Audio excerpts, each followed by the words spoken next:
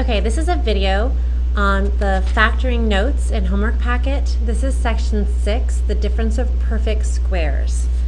So, difference of perfect squares, first of all, it says difference, so it is only when you see subtraction. It is not addition. So right away, you're looking for perfect square minus perfect square. Perfect square, this one, when I see a plus there, that is prime, because it is the difference of squares. That is a plus.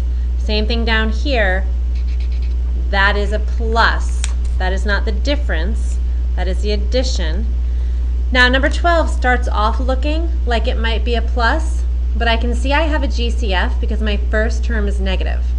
So after I take out a -1, then I actually have the difference. So I want to point out first of all that it is difference, because that is really important.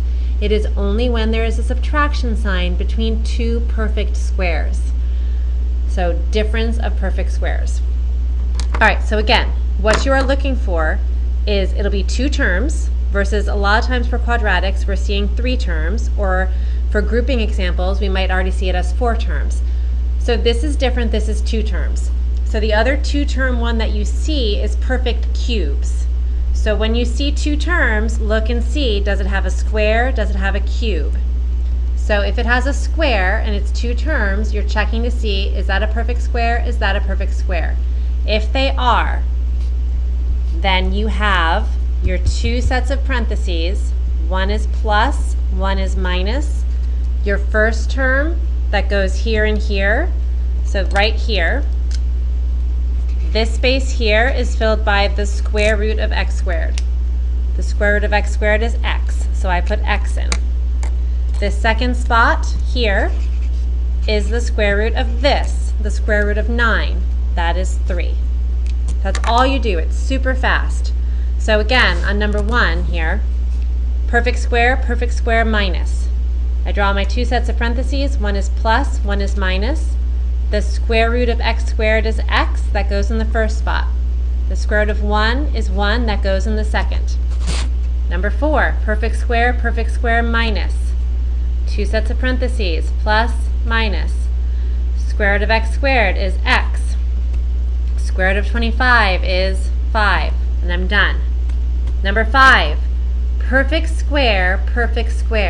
This one is a perfect square because 9 is a perfect square and y squared is a perfect square. And when I have something with a coefficient like this, I take the square root of each part. So the square root of 9 is 3. The square root of y squared is y. So the square root of 9y squared is 3y. And then the square root of 16 is 4. Sometimes I might just have letters, like number 8. Any variable is a perfect square if it has an even exponent. So 2 is even. So I have a perfect square, and a minus. The square root of a squared is a. Square root of x squared is x. And I'm done. Number 11. Again, if this piece is a perfect square and this piece is a perfect square, the whole term is a perfect square.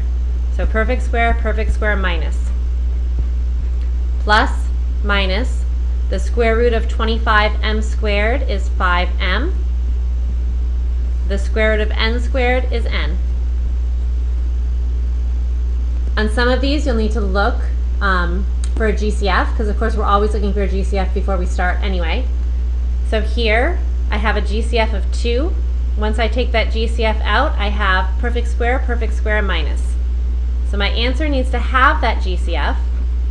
One is plus, one is minus. The square root of x squared is x. The square root of 4 is 2. So that is difference of squares. You really need to be able to recognize difference of squares. So again, you're looking for when it's 2 terms, needs to be a perfect square. Each term needs to be a perfect square, and there needs to be a minus between them, not a plus.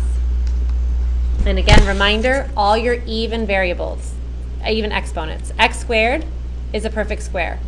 X to the 4th, x to the 6th, right? X squared is x times x. X to the 4th is x squared times x squared. X to the 3rd is x to the 3rd times x to the 3rd. So these are all perfect squares. The square root of this is x. The square root of this is x squared. The square root of this is x to the third. Any even exponent is a perfect square.